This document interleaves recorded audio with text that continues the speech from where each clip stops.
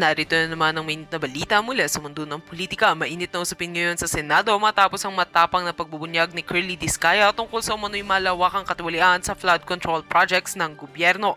Sa kanyang testimonya, isiniwalat ni Discaya na bilyong pisong pondo ang nawawala at hindi napupunta sa aktwal na mga proyekto. Aniya, may mga kontrata raw na pinapaboran at mga ghost projects na ginagamit lamang para makapagsako ng pera ang ilang opisyal. Isa sa mga tinamaan ng pahayag ay si Luistro na agad umalma at sinubukang ipaliwanag na walang katiwalian sa kanilang ahensya. Ngunit sa gitna ng pagdinig, tila nabutata si Luistro nang ilabas ni Discaya ang mga dokumento at larawan na nagsisilbing ebidensya ng anomalya. Hindi nakasagot ng diretso si Luistro at nagdulot ito ng matinding tensyon sa loob ng Senado. Samantala, ilang senador ang agad na nanawagan ng masusing investigasyon at audit sa lahat ng flood control projects sa buong bansa. Ayon sa kanila, kung mapapatunayan totoo ang mga aligasyon ni Discaya, ito ay malaking krimen laban sa taong bayan, lalo't tuwing may bagyo, libu-libong pamilya ang apektado ng matinding pagbaha. Dagdag pa nila, hindi dapat palampasin ang ganitong uri ng katiwalian. Nag-asa rin ang publiko sa social media kung saan trending ngayon ang pangalan ni Discaya at Luistro. Maraming netizens ang nagpahayag ng galit at dismaya dahil sa tila paulit-ulit na problema sa flood control na hindi nare-resolba. Hiling ng taong bayan, hustisya at pananagutan para sa mga sangkot at tunay na solusyon laban sa matinding pagbaha. At yan nga ang mga balitang ating pagkakatutukan, at kung bago ka pa lamang sa aking channel ay huwag kakalimutang mag-like, share and subscribe para updated ka sa mga bagong balita dito sa Tatak Pinas.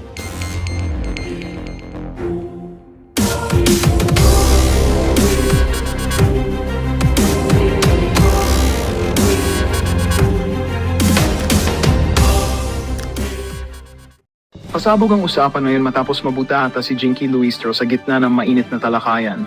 Sa hindi inaasahang pagkakataon, lumantad si Curly Discaya at isiniwalat ang umano'y matinding lihim na nagdulot ng pagkagulat at pagkakagulo sa publiko. Ayon sa mga saksi, todo iwas at depensa si Jinky Luistro nang ilabas ni Curly Discaya ang mga dokumento at impormasyon na anilay magbubunyag ng tunay na kulay ng kanyang pangalan. Hindi umano inaasahan ni Luistro ang bigat ng mga revelasyong inilantad, dahilan upang siya'y mawala ng sagot sa harap ng mga tao. Agad naman itong kumalat sa social media at umani ng samut-saring reaksyon. Sa ngayon, hinihintay ng taumbayan ang magiging tugon ni Jinky Luistro sa matinding akusasyon, habang nananawagan ang marami ng masusing investigasyon para makumpirma ang katotohanan. Samantala, nanindigan si Curly Discaya na handa pa siyang maglabas ng dagdag na ebidensya kung kinakailangan. Ang tanong ng lahat, ano pa kaya ang mga susunod na pasabog na lalabas sa publiko?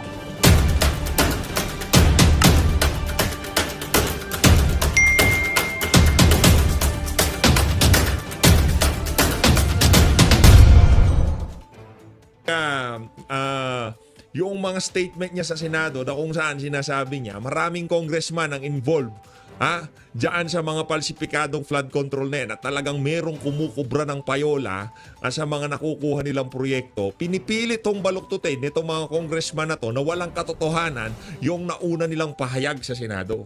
Dated September 6, 2025, which he presented in the Senate, Nako and po. where he identified lawmakers and DPWH officials allegedly involved in the anomaly in flood control projects. Mr. Discaya, ito po ba'y pinatotohanan nyo pa?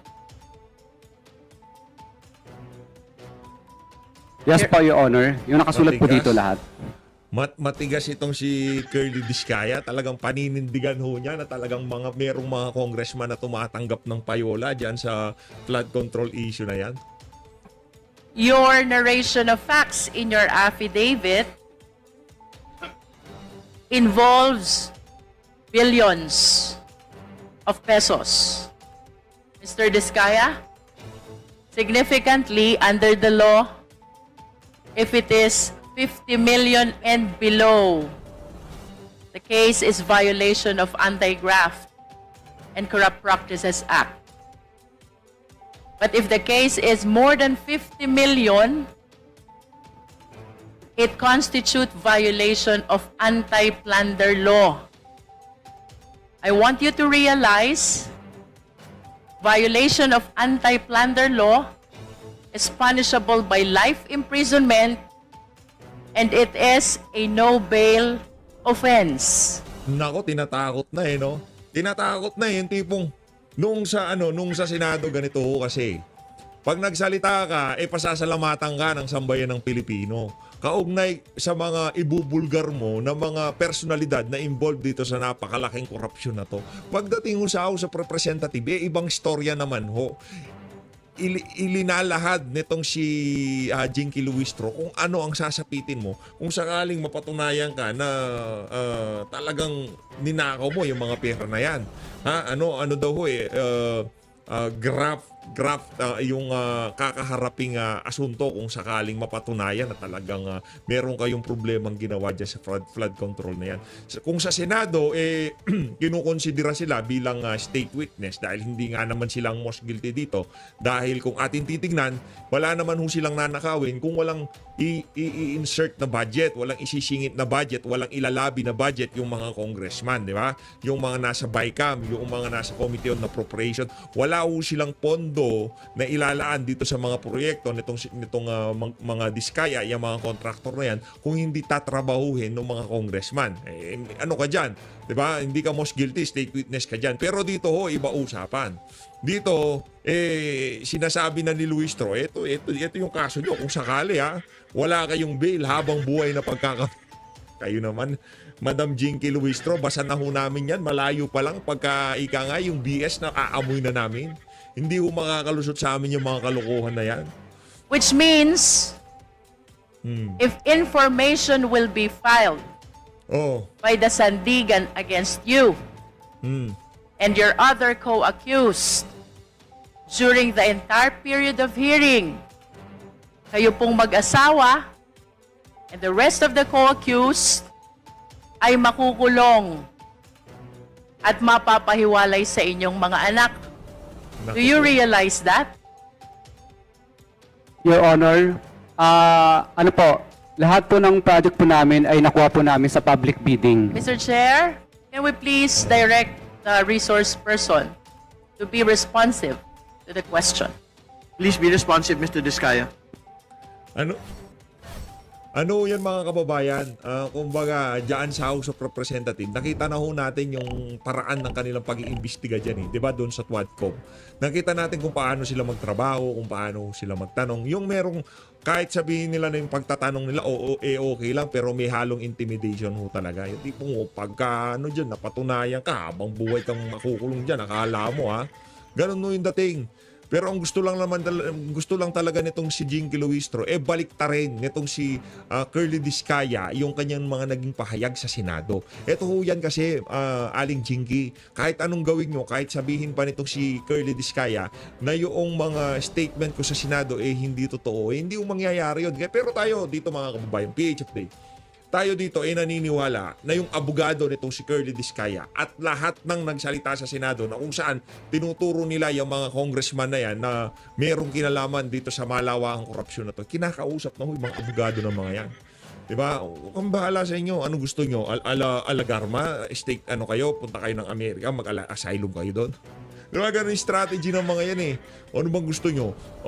Basta absuelto kayo pagka inabsuelto nyo si Tamba. Diba ganun, parang ganun ang datingan Kung gusto ho natin malaman ng katotohanan, yung mga nagsasalita ng katotohanan, wag ho nating i-intimidate, wag ho natin takutin ng kung anong kaso-kaso. Masyado ho kayo na paghahalata, Aling Jinky, na pinagtatanggol nyo yan si Saldico, yan si Martin Romualdez. Ang problema kasi dito, yung mataas na sinasabi nitong si Curly Diskaya, walang iba kundi yan si Saldico at yang si Martin Romualdez.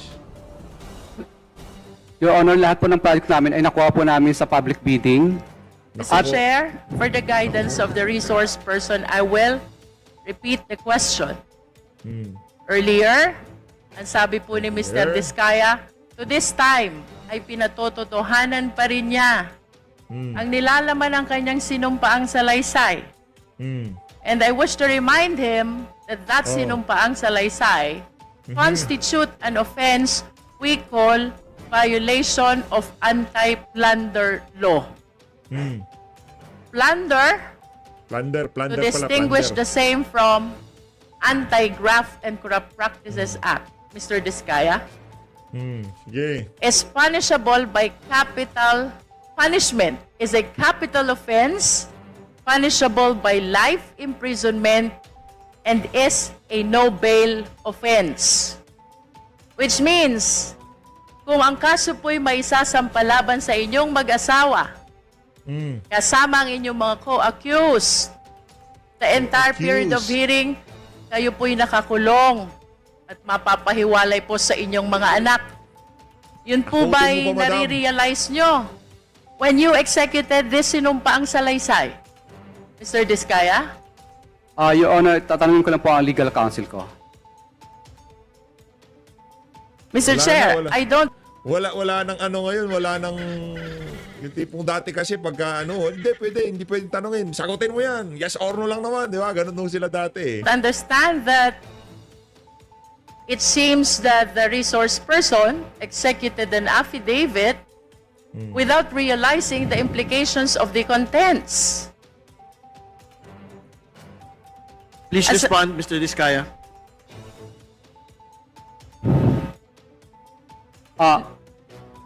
To simplify the question, Mr. Diskaya, nauunawaan niyo po ba ang repercussion, ang epekto, ang implication, ang consequence ng salaysay na inyong isinagawa sa inyong buhay, pamilya? Yes, Your Honor. Do you understand as well that Ano madam, mas takot siya sa sambayan ng Pilipino kaysa dyan sa mga kaso-kaso mo na yan. Tama yan, Curly Diskaya. Ako, sigurado ko, kung kayo magsasabi ng totoo, labas nyo lang yung buong katotohanan. Wala nang maraming cheche-bureche, ika nga. Basta, labas nyo lang. Kahit sino masagasaan, pasasalamatan pa kayo ng sambayan ng Pilipino. Di ko natin alam yan. Kumbaga, malay ba natin na yan pala kaparaanan na ng Diyos ng tadhana na mangyari ang lahat ng nakawan na yan para once and for all, matuldukan na natin ang mga nakawan sa ating bansa. Di ba? Hindi natin alam kung ano yung misteryosong kumilos ang ating Diyos ng tadhana. Di ba? Hindi natin malaman kung paano yung mga susunod na kaganapan. Pero sigurado natin dito, basta itong si Curly Diskaya, sabihin niya ang buong katotohanan. Malamang sa malamang. Mapagpatawad naman ng mga Pilipino. Pero yung mga most guilty na mga congressman, kagaya nitong si Tamba at yung aso ni Tamba, di ba? Yung vampira na, di ba? Yun talaga, hindi dapat patawarin yung dalawa na yun. in this affidavit, Mr. Diskaya, kayo po'y umamin na. Do you understand that? You already made an admission about the commission of the case of plunder with your affidavit. No, Your Honor. But you were the one narrating. Kasi, Your Honor, ano po ito? Pinilit lang po kami, Your Honor. Pinilit lang po. That is for you to prove. But in as far as this committee is concerned, including the members, when we go over your sinumpaang salaysay, to me it appears you are admitting already to the case of plunder. And the worst thing, Mr. Diskaya, among the lawmakers and the DPWH officials whom you identified, all of them denied.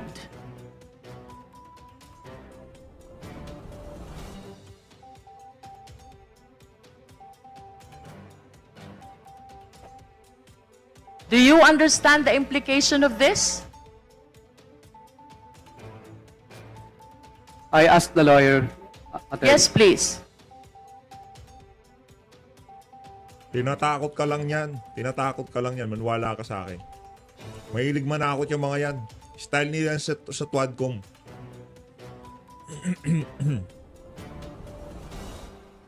Attorney, galingan mo magpayo ha. Sabihin ko sa'yo, pagka bumaliktad yung bata mo na yan, yari ka sa amin. Your Honor, yes po. Yan. You Good job. understand. Okay. So, Sorry, before proceeding, Congresswoman Luistro, ano yung context ng sinabi niyong pinilit lang po kayo? Nandito po sa aking salaysay na ayaw po namin magbigay. Okay, alright. Naintindihan ko na. Kaya alam po. Hindi ko kayo pinilit Oh. isulat itong affidavit. Hindi po. Okay, alright. Thank you. Hindi, ito talagang si bata talaga nitong si Saldi ko. Makarinig lamang ng pinilit, sinusunggaban ka agad, naglulunda agad ka agad, no? Pambira talaga tong si Redon. Okay, so naiintindihan mo ang implication consequences ng affidavit mo. Hindi ka ba natatakot makulong?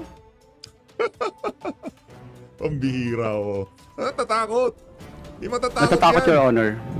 Yan. Hindi ka ba natatakot makulong ang asawa mo? Natatakot, Your Honor.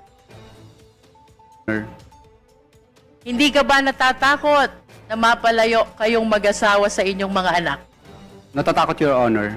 Then why? Kaya po Why nam- did you execute this affidavit?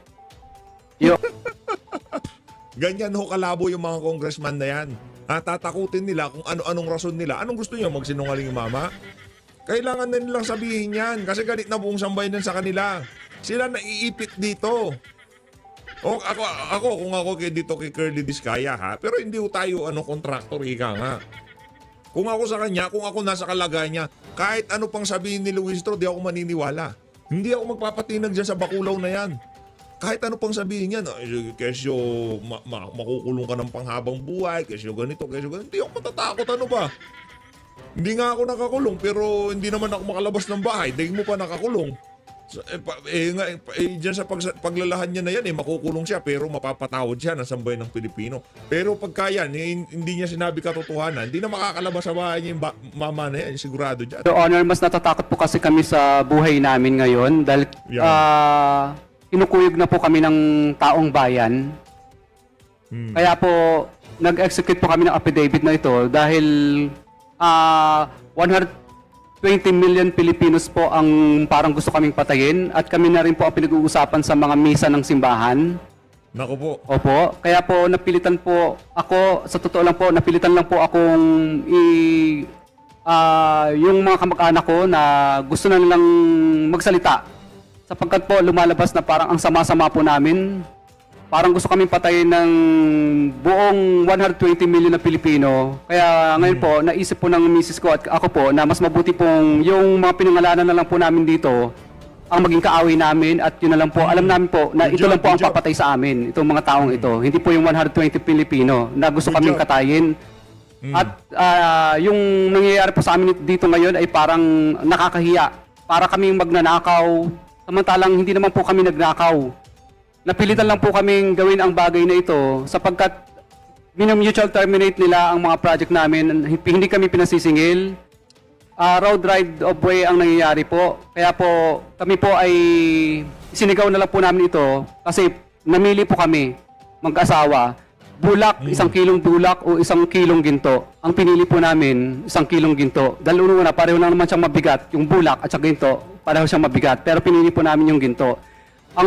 Kahit po kami mamatay bukas o papatayin po kami ng mga politikong ilang piraso na ito, alam po namin na may dangal po kaming mamamatay kaysa naman patayin po kami ng buong Pilipino sa Pilipinas. Saludo. Na kahit saan po kami magpunta sa dulo ng Mindanao, Luzon at Visayas ay parang kaaway po namin lahat ng mga Pilipino. Samantala ngayon po, natatakot po kami sa buhay namin. Alam namin kung sino lang ang kaaway namin. Yung mga pinangalanan po namin dito, ito na lang po ang alam namin kaaway. Hindi po 120 million Pilipino po ang kaaway namin. Kaya sana po, pagbigyan niyo po sana kami kasi yung iba pong mga gusto pa pong mag-witness ng mga contractor, kung ako po ay inyong parurusahan po sa ginawa kong ito at ako po ay papagalitan po ninyo, wala na pong iba pang sisigaw ng mga contractor sa buong Pilipinas. Dahil una matatakot na sila kung ano po ang mangyayari sa akin. Kasi ang mangyayari po, parang nagbibigay po tayo ng hudyat sa iba't ibang pang mga contractor na, hoy, tingnan nyo, ang nangyayari kay Curly at saka kay Sarah, tutulad ba kayo dyan para mag-star witness? Hindi na sila sisigaw, parang nagbibigay po tayo ng anyaya sa lahat ng mga tao na ang maging star witness. Mr. Chair, if I may... Nako, pinutol na ni Jinky. Pinutol na ni Aling Jinky kasi yung punto nakukuha. Okay lang, nakaaway ako ng mga pinangalanan ko, basta sambay ng Pilipino, patawarin nyo ko. Nagawa namin to dahil gusto namin makakuha ng project. Gusto namin kumain, pero mali pa rin, Brad, ha? Kung meron bang mga substandard, delay na project, kailangan yung tapusin yun. Kailangan yung, kailangan yung patunayan na maayos kayo ng mga kontraktor. Ang punto ho natin dito, mga kababayan, ganyan ho sila sa House of Representatives. Okay lang na pagtakpan, okay lang na wag kang magsalita, okay lang na itago mo yung nalalaman. Basta wag mo lamang kalad ka rin yung mga ano na yan, yung mga congressman na yan, lalo na yung mga pinuno nito si Jinky Luistro, yung si Elizalde ko, at saka yung si Martin Romualdez. Pangalanan nyo na lahat, ika nga, wag lang yung dalawa na yan. If I may interrupt Okay. our resource person, I wish to believe that you are not yet a witness, much less a state witness. And that reminds me as well of paragraph 33 of your affidavit. Who gave you the idea about state witness? Bali, ano po, ito po ay sinubukan po namin sapagkat kami po ang Please respond to the question, Mr. Diskaya. ano po, tinanong ko rin po sa mga lawyers din po namin. What do you understand about becoming a state witness? Who decides for you to become a state witness? Ang ano po, presidente po at saka yung Senate po. I don't DOJ, think so, Mr. po. Diskaya. Becoming a state witness is a decision that comes from the court The court. and not Virgin, eh. Coming from the court. Nandiyan kasi yung ano niya, yung mentor niya, si Leila de Lima. Kaya kailangan yung mga pronunciation nitong si Jinky Luistro, talagang solidong-solido. Baka batukan siya nitong si Leila, di ba? from you. And there are requirements that we have to consider. If I may share this to the public, under the rules of court, to become a state witness, number one, the testimony must be there must be an absolute necessity for the testimony. Number two, it can be corroborated. Number three, no other direct evidence. Number four, no previous conviction. And number five, the accused must appear as not the most guilty. Do you think with these requirements, the court will approve your application to become a state witness? Yes po, Your Honor. Do you appear as not most guilty? Yes po, Your Honor. But you have to realize nonetheless, Mr. Diskaya, it is not you who decide. It is the court who decides whether you will be admitted or not as a state witness. And if you are not admitted as state witness, definitely then you will be one of the co-accused. And with your admission that you made already in the Senate and before this committee, I think the offense of plunder is already established. That is why I wish to go back to the question. What made you decide to execute this affidavit considering the very complicated consequences of your admission? Your Honor, I asked my counsel muna. Yes, please.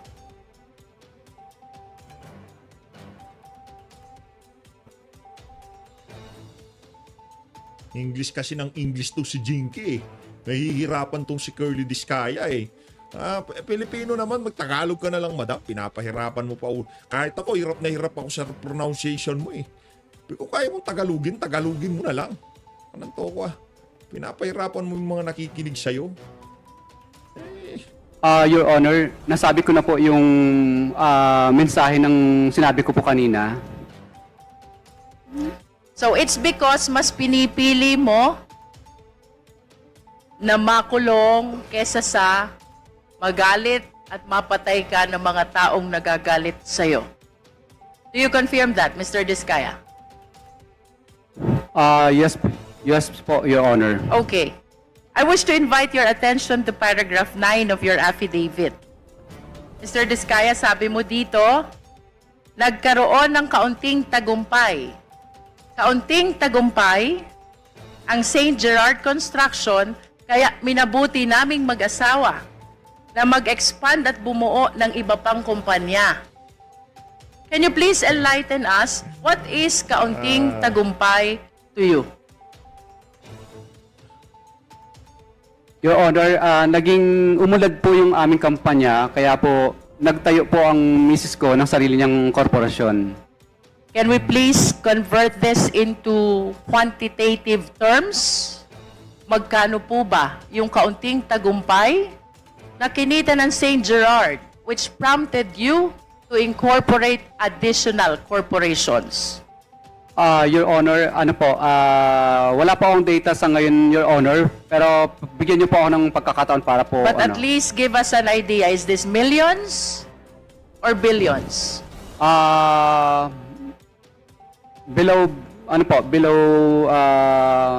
Lagpas lagpas 100 millions naman po. Lampas ng 100 million. Pero hindi lampas ng 1 billion. Your Honor, pag, ano po ba yan? Revenue po o yung net profit? Revenue. Pag revenue po, billions po. Billions. How many billions? 1 billion more po, Your Honor. And 1 billion is kaunting tagumpay to you? Kasi Your Honor, ano po yan? Revenue siya, hindi siya net profit. Nonetheless, 1 billion is a very huge amount. And you consider that as konting tagumpay? Yes or no? Your Honor, ano po ito? Parang terminology lang po itong salita na ito. I wish to invite your attention as well to paragraph 13. Ang sabi mo naman dito, hindi namin ginusto kailanman na mapasama sa ganitong sistema. Pero kailangan naming magpatuloy para sa pamilya at mga empleyado. Can you expound on this? Your Honor, ayaw naman po talaga namin mapasama sa ganitong klase ng sistema.